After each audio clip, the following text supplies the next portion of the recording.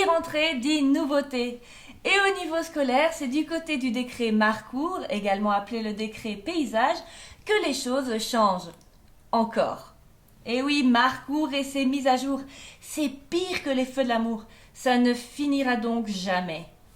Le décret qui n'était pas très bien compris de tous, voire de pas grand monde jusqu'à maintenant, se complique encore un peu plus. Oui, pourquoi faire simple quand on peut faire compliqué?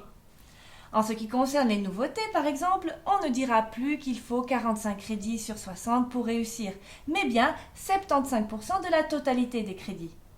Un peu pareil, me direz-vous. Oui, sauf que maintenant, on se base sur les crédits acquis durant tout le cycle d'études. Mais le changement principal de cette fournée, c'est l'accent qui est mis sur le financement avant d'être mis sur la pédagogie. Money, money, money must be funny in the rich. Money, money, money, comme disaient les copains d'Abba. Si un élève rate souvent des années d'études, l'école risque de ne pas obtenir les subsides donnés par le ministère pour ce dernier. Ah, autre nouveauté, un étudiant qui aurait été inscrit à plusieurs reprises dans une seule et même orientation peut rester finançable s'il se réoriente pour la première fois.